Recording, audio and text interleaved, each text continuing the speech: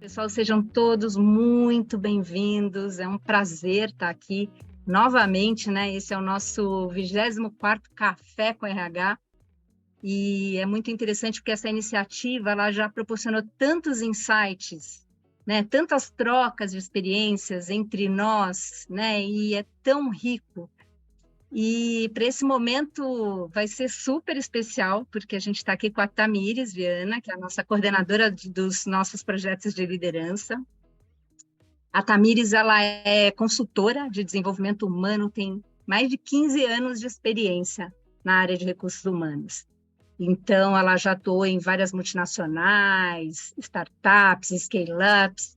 A Tami realmente tem uma experiência vivencial muito grande, né?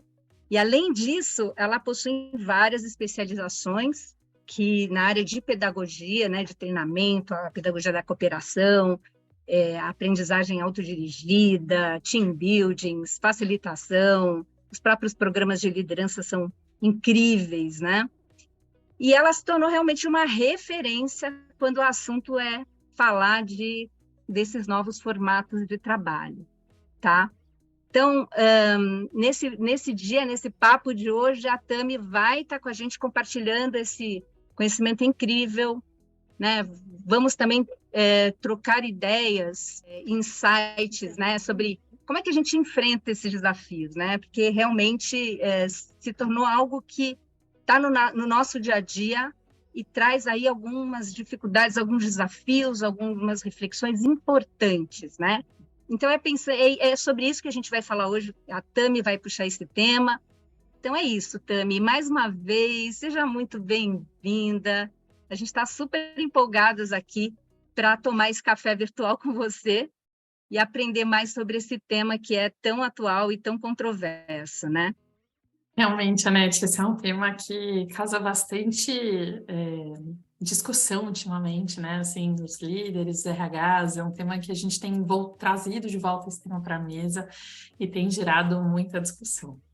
Bom, então queria agradecer a presença de todo mundo que está aqui e dar as boas-vindas para vocês, né? Como a Anete comentou, sou Tamires Viana, sou líder dos projetos de liderança que acontecem aqui na Pulse. E acho que a primeira coisa que eu queria dizer para vocês é que esse espaço, né, assim, que a gente pensou para hoje é um espaço nosso, ele é um espaço aberto. O que significa, né, ele ser um espaço nosso, um espaço aberto? Primeiro de tudo, significa que os temas que a gente traz aqui, a gente traz sempre temas que façam sentido para vocês. Então, sintam-se à vontade para propor, trazerem novas ideias, para que a gente possa fazer desse momento um momento de discussão de algo que realmente seja útil para todo mundo que está aqui. Segundo, esse é um espaço de troca, né? Assim, todas as contribuições de vocês são super bem-vindas. Sintam-se à vontade para abrir o microfone, levantar a mão aqui no Zoom, trazer as experiências, as perspectivas de vocês. Porque o que a gente diz aqui é que o roteiro, né? Assim, aquilo que a gente pensou, esse deck de apresentações aqui que eu trouxe para vocês, ele é o plano B, né? Assim, então, é o do que a gente pode falar se eventualmente não houverem outras necessidades que sejam mais relevantes para esse momento. Então, sintam-se à vontade para trazer as perspectivas de vocês, né, assim, dúvidas, questões, coisas que vocês vivam no dia a dia, porque o nosso maior interesse é falar de coisas que realmente sejam importantes e úteis para vocês. E por que a gente escolheu, né, esse tema, que trouxe algumas das grandes manchetes que a gente tem visto ultimamente, né? Puxa, demissão silenciosa, as dificuldades de adequação aos diferentes formatos dentro desse novo cenário, os desafios para a saúde mental que tem representado, essa busca constante por entender assim qual que é o melhor cenário, né? Assim, para onde que a gente deve ir. E, assim, uma série também de posts que a gente vê no LinkedIn sobre diferentes formatos, pessoas criticando, né, assim, falando que, puxa vida, quem defende o trabalho presencial não sabe o que é pegar condução, etc. Enfim, eu acho que tem um ponto importante, assim, a gente entender que presença não é performance, né? Então, esse post do Adam Grant, ele é uma das pessoas que eu acompanho, ele é bastante controverso, tem coisas que eu gosto, tem coisas que eu não gosto tanto, mas acho que um ponto é, estar presencialmente, aparecer, não é sinal de comprometimento necessariamente, né? Assim, então, eu cumprir com a minha jornada de trabalho é o básico, né? Assim, então, aquilo que eu fui contratada para fazer. E esse convite, seja no presencial ou seja no remoto, para a gente olhar para qual o valor que as pessoas estão entregando para a organização. A gente tem visto tanto com os nossos clientes da consultoria, como também nos artigos que a gente lê, né, essas diferentes perspectivas, né, nesse debate entre o remoto e o presencial. Na pandemia, todo mundo foi obrigado, empurrado, né, para o remoto, mas hoje em dia esse modelo ele está bem polêmico e vem sendo muito questionado. Então, para começar, eu queria te pedir para você contar um pouquinho para a gente sobre essas diferenças que existem entre esses formatos. Como é que você observa, né, essas diferenças? E quais os... Realmente, né, Tia, sinto que essa é a grande temática, né, do nosso dia de hoje. E acho que você tocou num ponto muito importante, né? Assim, quando a gente faz essa análise, essa analogia entre o cenário que a gente viveu durante a pandemia e o cenário que a gente está vendo hoje, é importante realmente a gente ressaltar isso de que home office pandêmico não é trabalho remoto, né? Assim, aquilo que a gente viveu durante a pandemia não é o modelo, né? Assim, o formato de trabalho. Muitas pessoas, né, assim, tinham essa perspectiva de, é só a gente levar o computador para casa e continuar fazendo o que a gente faz. Só que não é exatamente assim que as coisas vão funcionar e que a gente realmente vai conseguir agregar valor. É óbvio que a maneira como as pessoas foram trabalhando durante a pandemia foi uma grande alavanca para o futuro do trabalho, né? Tem até alguns memes na internet que perguntam quem é que fez a digitalização da sua empresa. Foi o coronavírus, né? Assim, porque todo mundo foi obrigado a realmente olhar para novas formas de trabalhar, uma perspectiva muito mais digital e muito mais remota do que elas estavam acostumadas. Só que nesse processo de adaptação, a gente precisa entender que o que faz com que o trabalho remoto dê certo tem muito mais a ver com preparação, com processos, com a cultura que a gente vai estabelecer e muito menos com o lugar de onde a gente trabalha, né? Inclusive, trabalhar remoto não é necessariamente trabalhar de casa, significa que eu posso estar em qualquer lugar e ainda assim conseguir executar o trabalho. Então, no fim das contas, trabalho remoto por padrão ou os diferentes formatos, como vem do presencial, híbrido e remoto, tem muito mais a ver com a gente criar uma cultura de colaboração que seja baseado em uma forma de trabalho em que todas as pessoas possam trabalhar juntas, né, independente de onde elas estejam, elas terem a mesma capacidade de colaborar, do que necessariamente sobre se eu vou trabalhar da minha casa ou se eu vou trabalhar de um coworking ou do escritório. E aí, falando especificamente, né, sobre as diferenças de formatos, acho que um ponto importante de lembrar aqui é que, às vezes, o que é vantagem num dos cenários, ele acaba sendo desvantagem no outro, né, o oposto daquilo. Quando a gente fala do ambiente presencial, por que, né, assim, que hoje em dia tem se pensado tanto nesse formato? Algumas pessoas até falam assim, puxa, nossa, esses líderes são os dinossauros, né, assim, porque eles não, né, são antiquados, porque eles querem que a gente esteja aqui presencial. Gente, na verdade, assim, não é nada disso, eles só querem que dê certo. É uma tentativa, né, assim, dentro de um ambiente de restrição econômica, em que o mercado está cada vez mais desafiador, eles se veem em frente a uma série de problemas e estão indo num movimento para tentar fazer dar certo. Sinto decepcionar vocês se vocês acham que eu vou dizer que uma coisa é melhor do que a outra, porque depende de cada realidade, né? Assim, não sou eu que vou dizer o que é melhor para a realidade de cada uma das pessoas que estão aqui, mas esse é um movimento pendular natural, né? Assim, a gente foi 100% pro remoto, viveu uma série de desafios, aí agora, então beleza, não é isso, vamos pro outro extremo, que é o presencial, e a grande sacada é a gente entender, assim, quais são as coisas que vão ajudar realmente a gente a funcionar melhor em cada um desses cenários.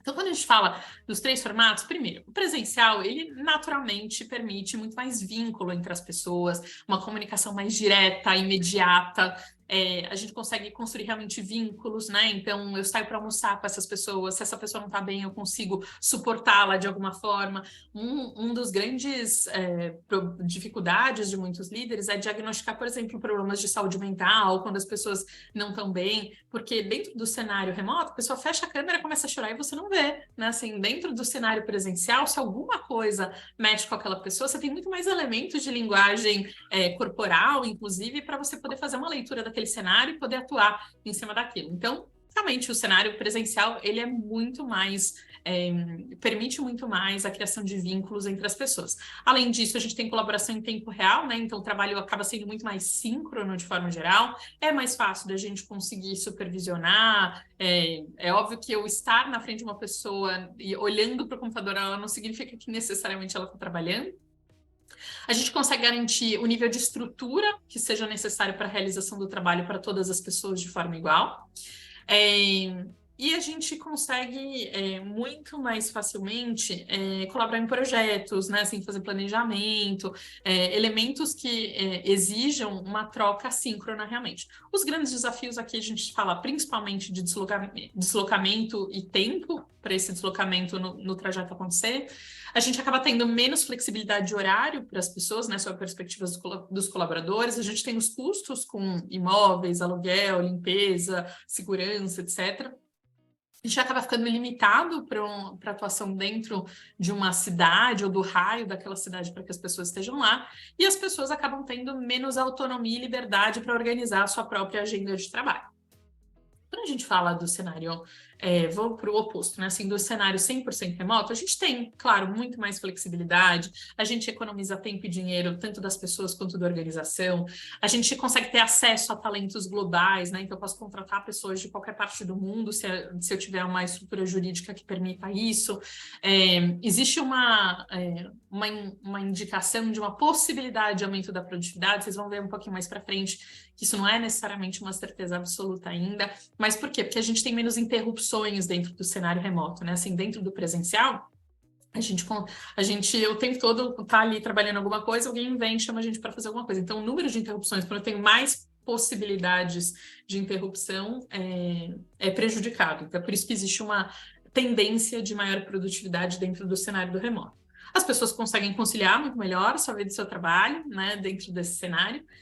Mas ele também traz bastante desafio, né? Assim, então, para a criação de vínculos, de uma cultura forte dentro desse cenário em que as pessoas não estão necessariamente no mesmo ambiente, é muito mais difícil.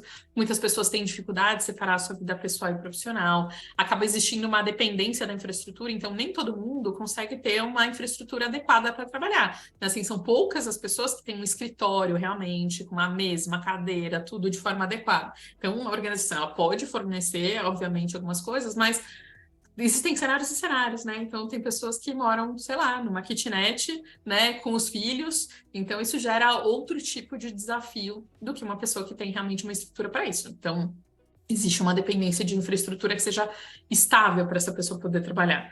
Existe menos supervisão e controle dentro desse cenário e possíveis limitações na criatividade, porque se existe menos troca, eu acabo trabalhando só com os meus próprios elementos.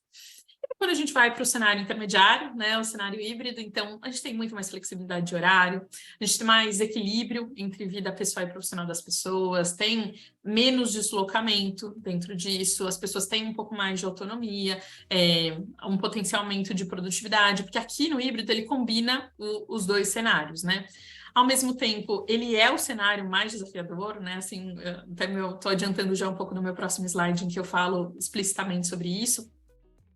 A gente tem possíveis disparidades também entre os colaboradores, né? Assim, pessoas com diferentes condições e que têm formas de trabalho também diferentes. A gente, como eu falei, essa questão da infraestrutura pode ser uma questão, então é o que a gente precisa estabelecer. Até limites, né? Assim, de onde começa o trabalho, onde termina o trabalho. E mais dificuldade para a construção de relacionamentos e de uma cultura forte.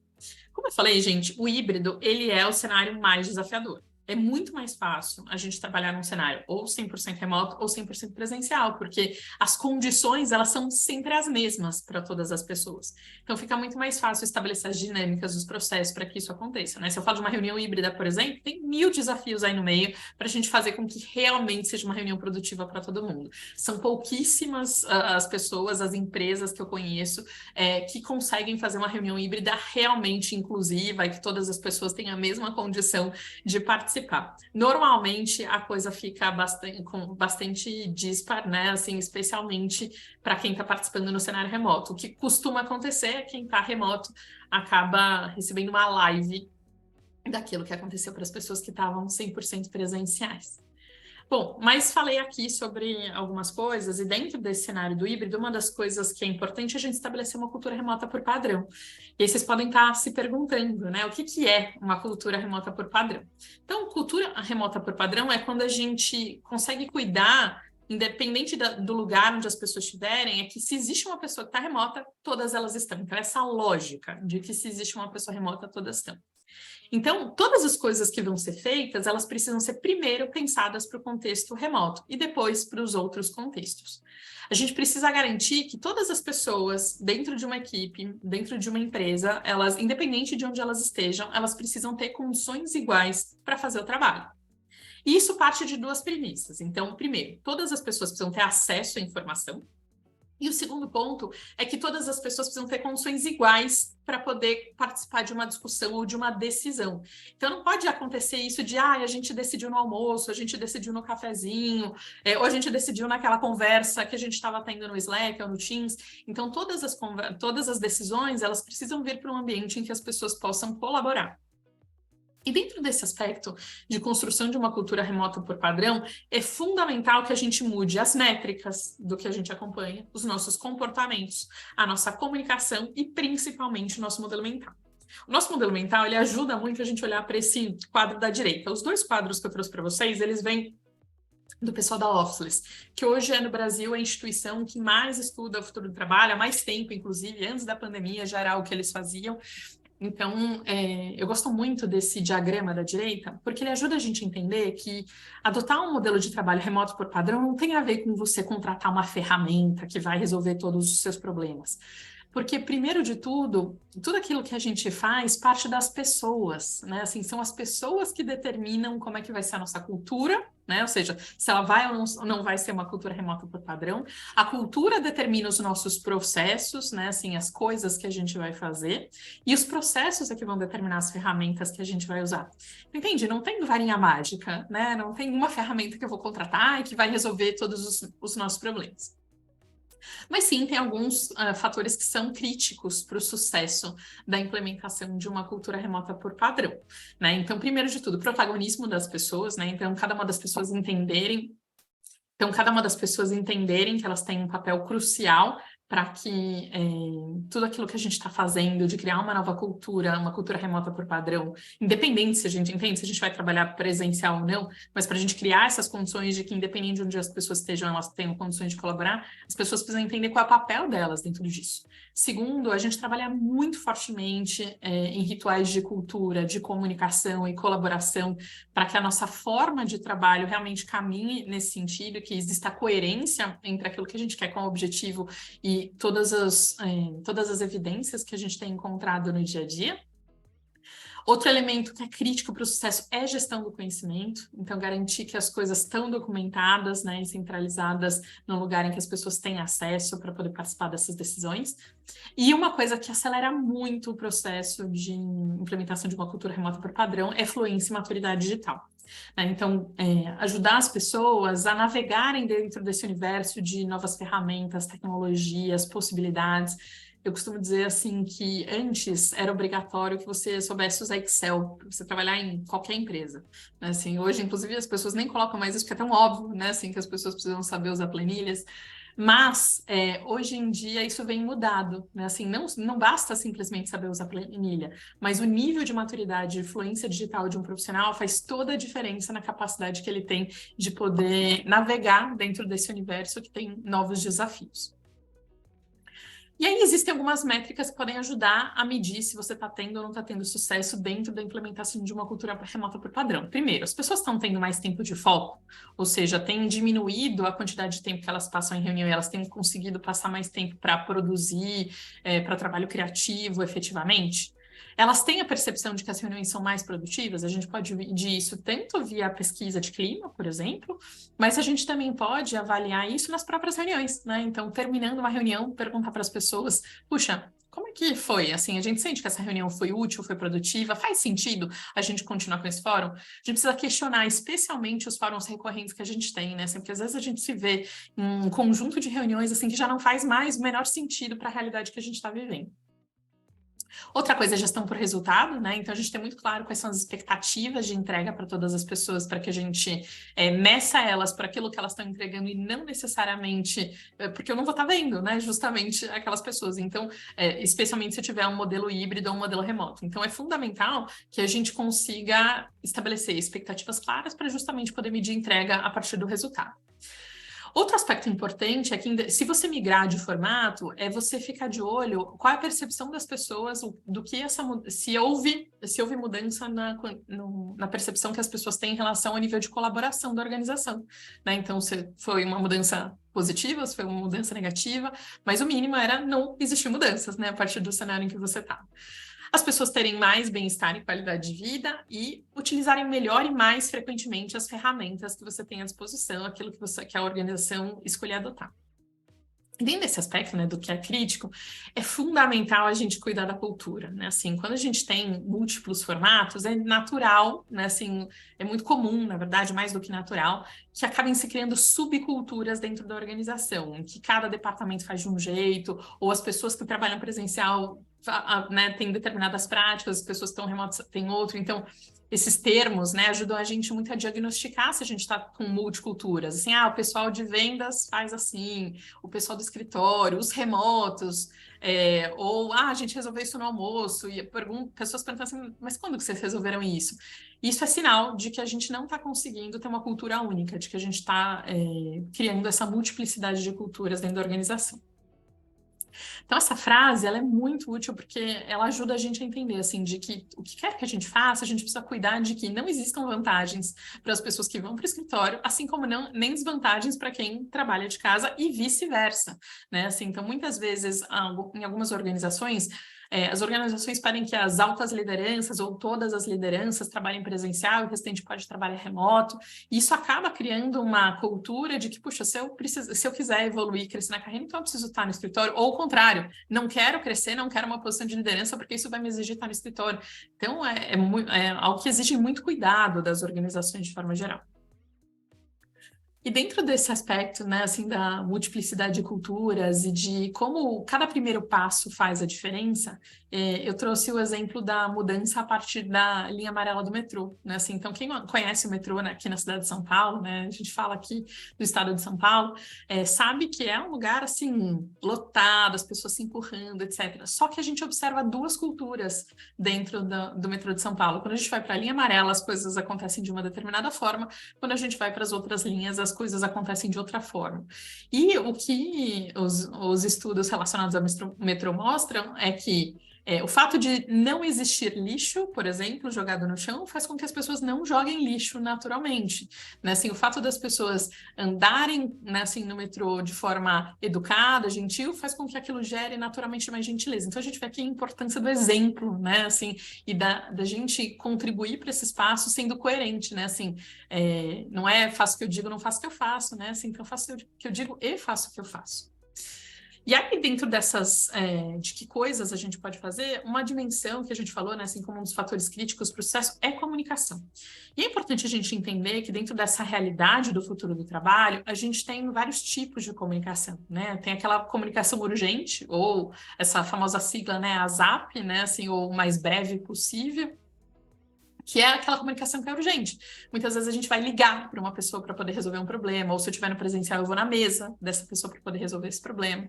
Mas a gente entender também que existem outras duas comunicações que a gente pode se beneficiar bastante, que é a comunicação síncrona e a comunicação assíncrona. A comunicação síncrona é aquela que a gente usa quando a gente precisa de uma interação naquele momento, né? Então, eu preciso da contribuição daquela pessoa para poder trabalhar numa determinada coisa. Só que, gente, e aí é por isso que eu marco uma reunião, muitas vezes. Só que nem tudo precisa ser reunião. Existem muitas coisas que a gente pode resolver de forma assíncrona, né? Então, eu peço alguma coisa para uma pessoa e eu deixo que essa pessoa resolva no tempo dela, que ela organize a agenda dela, dou um prazo, muitas vezes, para que ela me retorne com aquela informação. E aí, a gente consegue ter muito mais flexibilidade, muito mais qualidade de vida, muito mais tempo de foco, por exemplo. E aí, uma das coisas que as pessoas às vezes se perguntam é, puxa, mas quando que eu uso uma e quando que eu uso a outra? Então, eu trouxe um diagrama, eu montei esse diagrama inspirado num material criado pela equipe do Loom. Loom é uma empresa que trabalha com criação de microvídeos justamente para trabalho assíncrono. E eu adaptei esse material que veio do Loom e criei essa matriz que eu sinto que é muito útil, tem ajudado muitos líderes e muitas empresas nas quais a gente tem atuado. Essa matriz ajuda a gente a entender, puxa, eu tenho que fazer uma comunicação.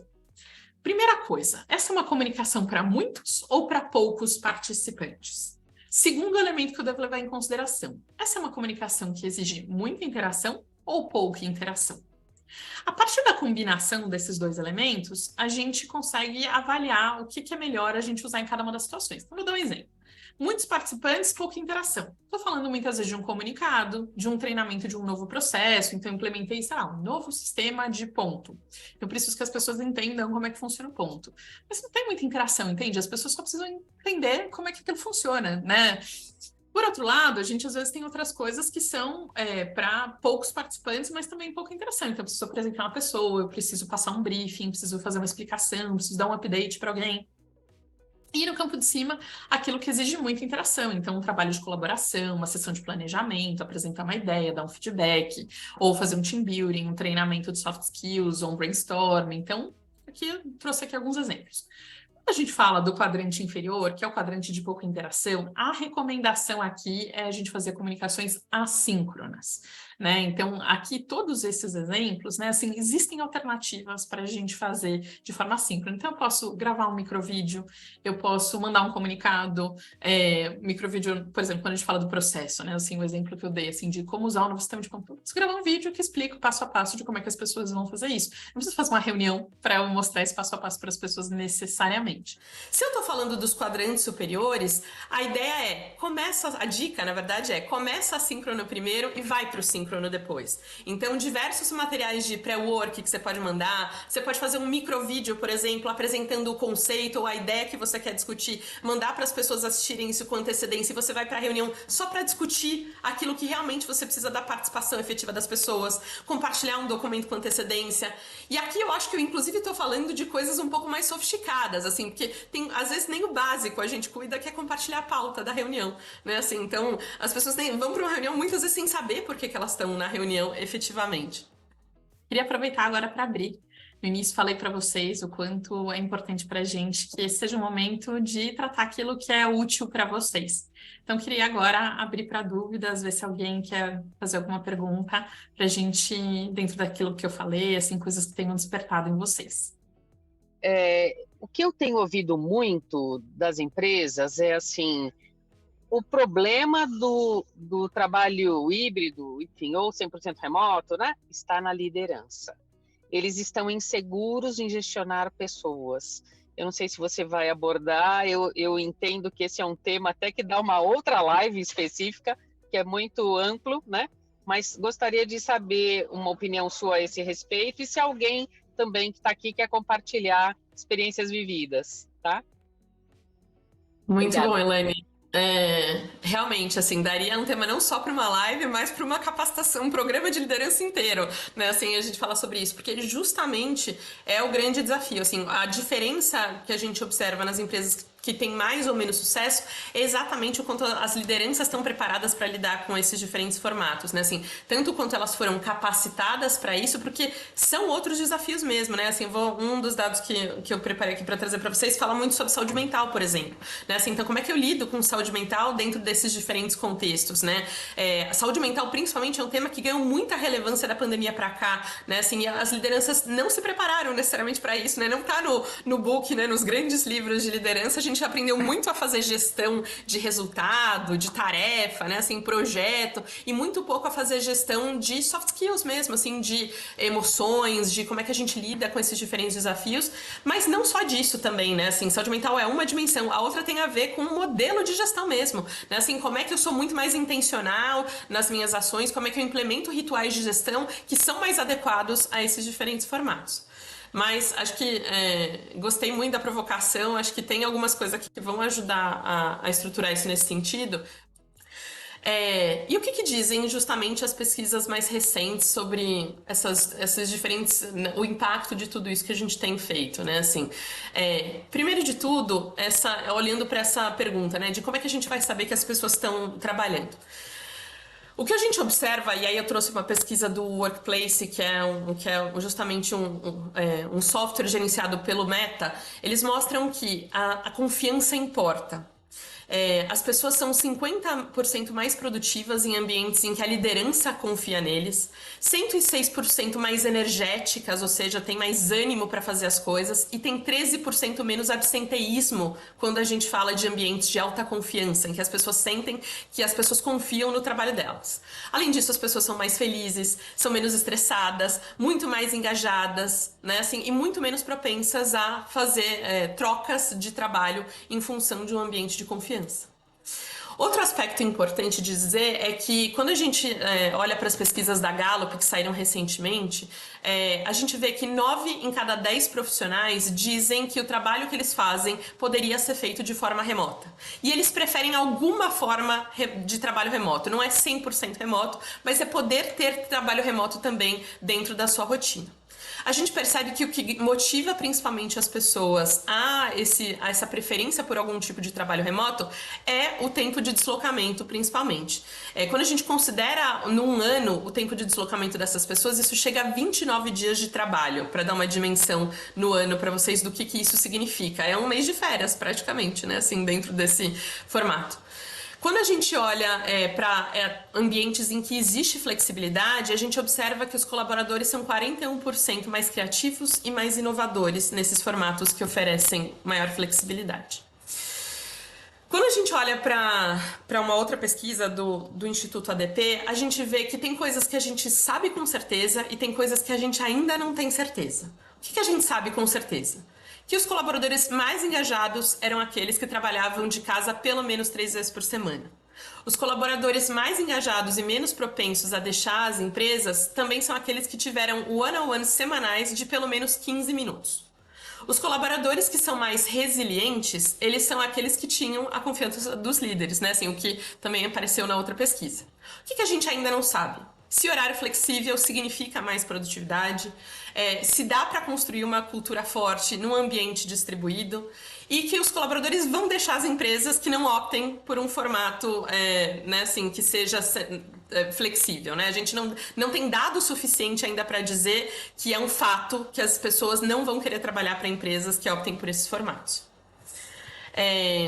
E aí, gente, uma das coisas que a gente falou aqui foi saúde mental, né? Assim, e a gente observa que bem-estar faz toda a diferença. Ainda olhando para a pesquisa da Gallup especificamente, a gente vê que as pessoas mostram, as pessoas que concordam fortemente, né, assim, sobre o bem-estar, né, assim, que estavam satisfeitas com o bem-estar nas suas organizações, elas têm 3 vezes mais engajamento, elas são 69% menos prováveis de buscar uma outra posição, elas têm 71% menos chance de ter um burnout, são 5% mais prováveis de concordar com as decisões da liderança e com os objetivos estratégicos do negócio e tem 36% mais chance de ter sucesso nas suas vidas pessoais e profissionais.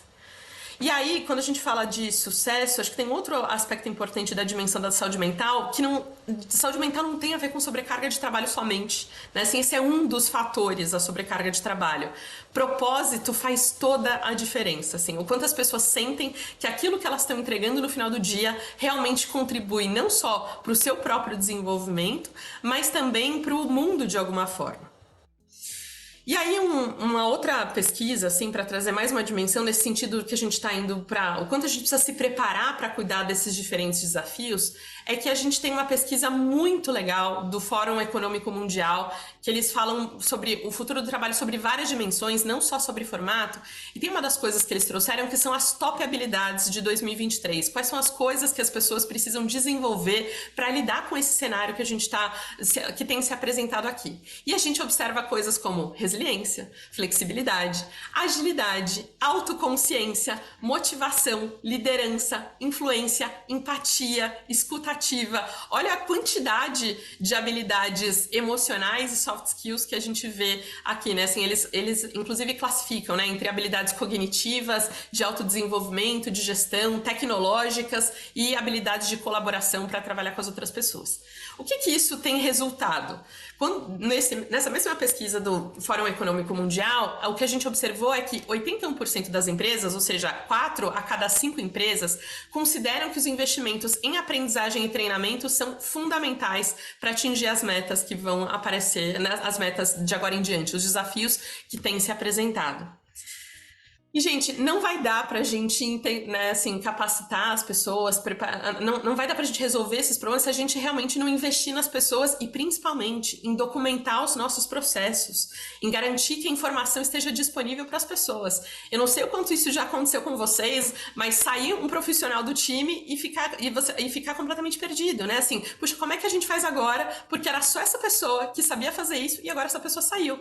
Porque cada vez mais a gente vive uma realidade em que as pessoas não têm carreiras de 30 anos, 20 anos numa mesma empresa, né? Assim, elas são cada vez mais donas das suas próprias carreiras, vão para onde elas querem, e se nós, enquanto liderança, e se as empresas não se preparam para garantir que essa informação, esse conhecimento esteja dentro de casa, para eu poder replicar e multiplicar isso para as pessoas, a gente não vai conseguir garantir que onde quer que as pessoas estejam, elas consigam executar o trabalho delas, né? Assim, ficar num ambiente distribuído, isso ficar ainda mais desafiador.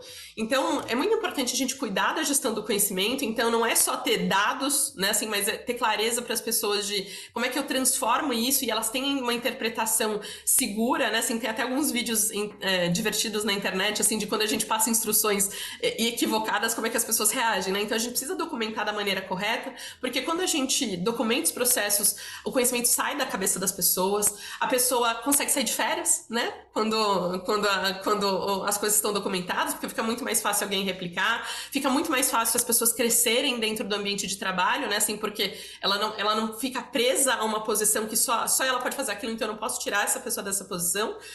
A gente não duplica processo, porque eu consigo ter visibilidade das coisas que estão acontecendo, evito o retrabalho, ganho muito mais velocidade no onboarding das pessoas, né, porque as coisas estão ditas de como é que elas acontecem, etc.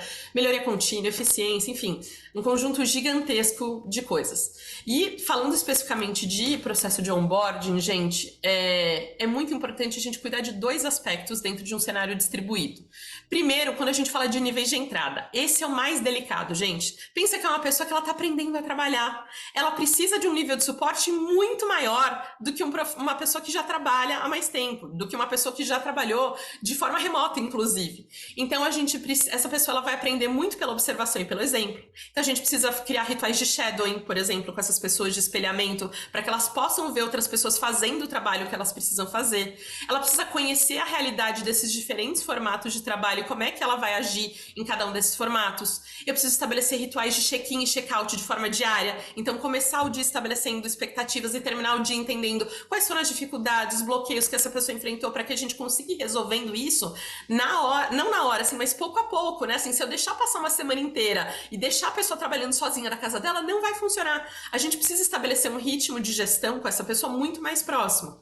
Preciso ter conversas individuais semanais com essa pessoa que está, né, assim, num nível de entrada. Uma coisa que eu gosto muito, assim, né, assim, nos times em que eu já me envolvi, na consultoria aqui na Pulse, a gente também faz muito isso, que é usa os 10 minutinhos depois da reunião para fazer um wrap-up das coisas. Seja tirar dúvidas que a pessoa tenha ficado, esclarecer próximos passos, entender se a pessoa entendeu, né, assim, o que precisa acontecer a partir dali, e saibam como delegar, explicar, acompanhar, dar feedback. E uma outra coisa que é muito útil para pessoas em início de carreira é ter um buddy, uma pessoa na qual elas possam contar, né? Assim, que não seja somente a liderança, a pessoa para quem ela possa fazer as perguntas que ela considera as mais bobas, que é, meu Deus, como é que eu mando um documento? Como é que eu faço uma impressão? Né? Assim, então, é muito importante ter essa outra pessoa que é, muitas vezes, um par, que vai poder ajudar nesse sentido. Mas, ao mesmo tempo, não são só essas pessoas que precisam ter seus onboardings cuidados, né? A gente também precisa cuidar do onboarding de todas as pessoas.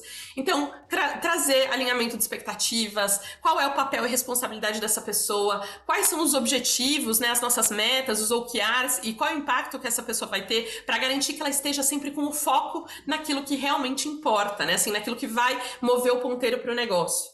Apresentar sempre o contexto da área, da equipe, dos novos projetos e processos que essa pessoa vai atuar, né, assim, no momento em que ela chega. Fazer conversas de onboarding. Então, chega a pessoa, ela passou por aquele onboarding muitas vezes, que é um show, né, assim, que os RHs preparam, etc. E aí ela chega na área e aquilo desaparece, parece, né, assim, cadê o meu gestor no dia seguinte daquele onboarding que eu acabei de vencer? Conversa com essa pessoa, né, assim, no primeiro dia dela, explica, né, assim, tudo isso que eu acabei de falar, das expectativas, quais são os contextos, etc.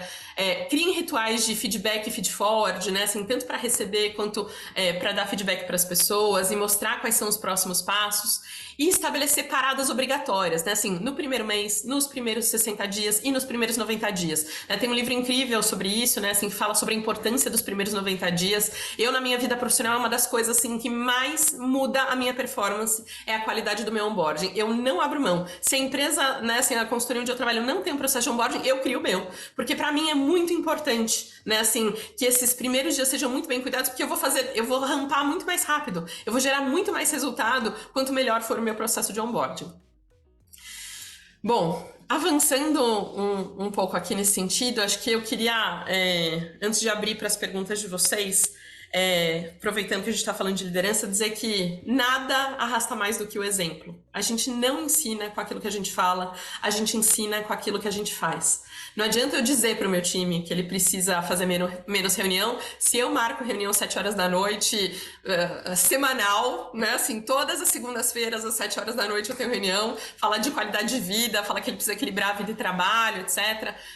Nada disso vai acontecer se aquilo que eu trouxer como orientação para as pessoas não for acompanhado realmente do meu exemplo.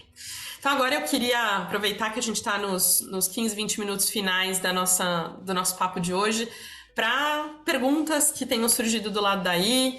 Ouvir vocês, né? Assim, como é que essas coisas chegaram do lado daí? O que provocou? O que ainda tem dúvida?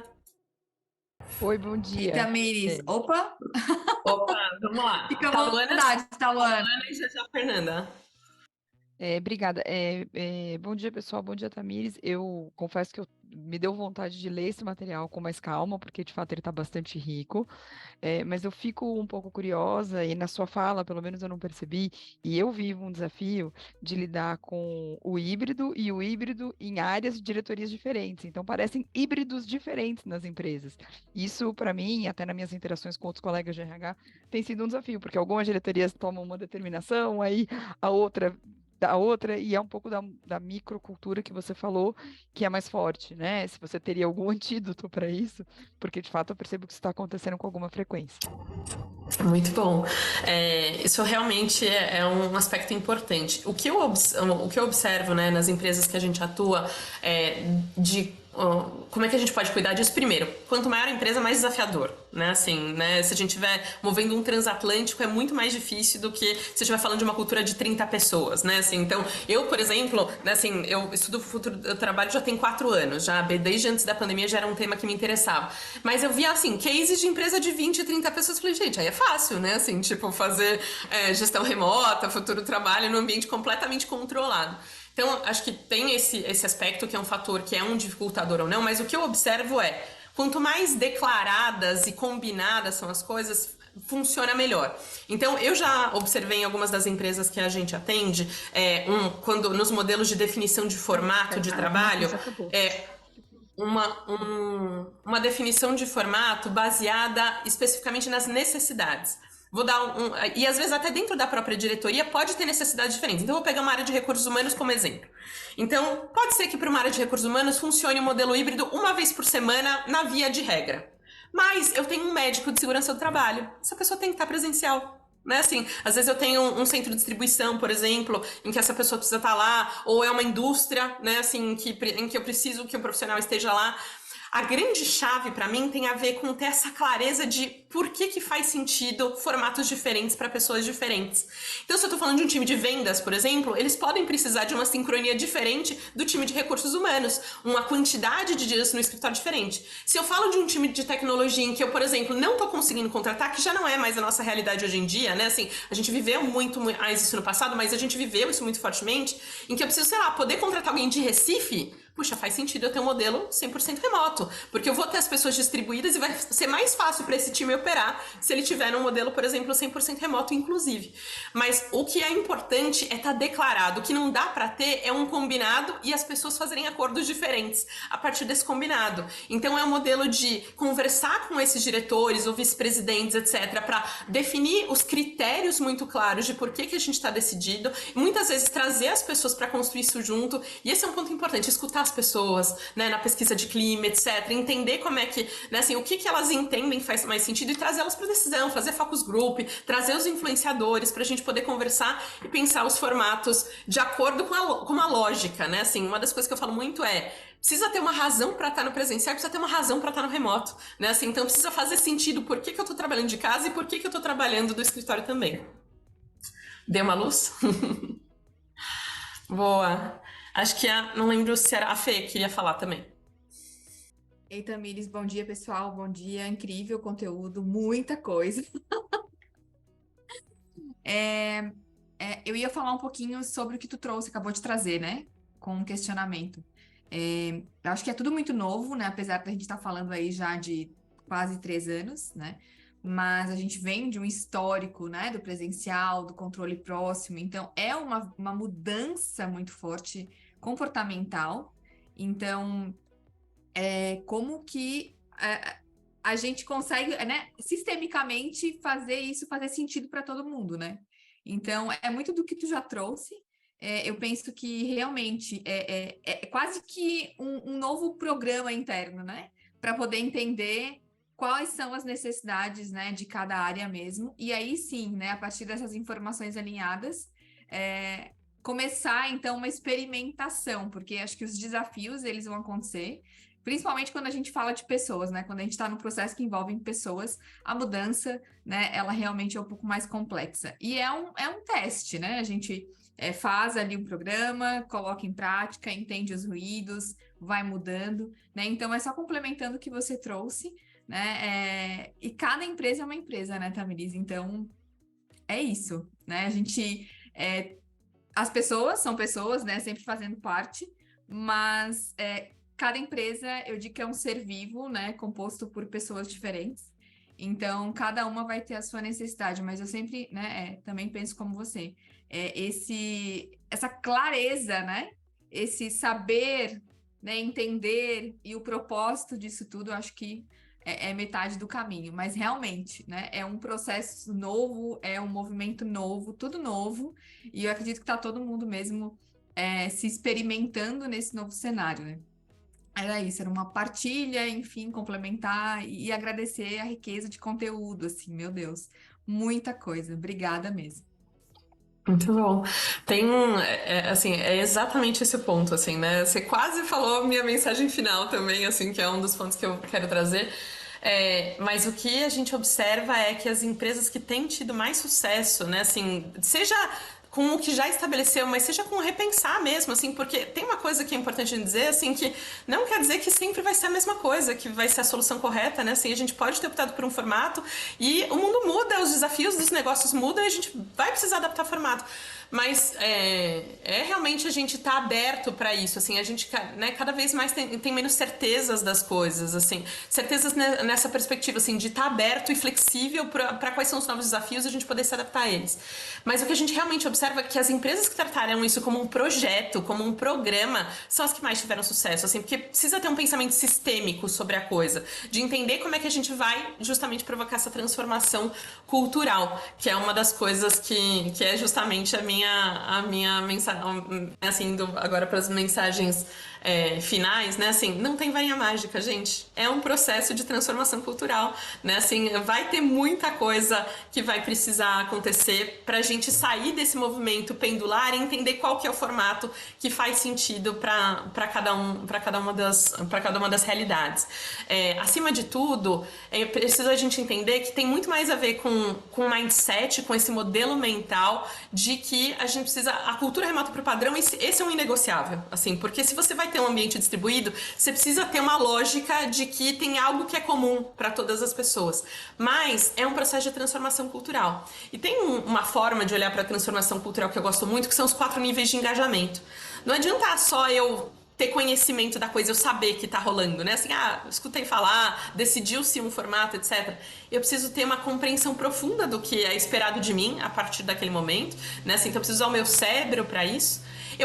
Depois de, né, assim, de entender o que é esperado de mim, eu preciso me comprometer com essa mudança, ou seja, meu coração precisa estar dentro disso, e eu preciso concretizar, ou seja, para eu poder tangibilizar usando as minhas mãos, né? Assim, então, não adianta nada eu só dar uma palestra, por exemplo, sobre, né, trabalho remoto ou híbrido, né, assim, ou o novo modelo do presencial, etc. A gente precisa vivenciar um processo que passa por várias etapas e camadas para a gente conseguir chegar no ponto em que a gente precisa.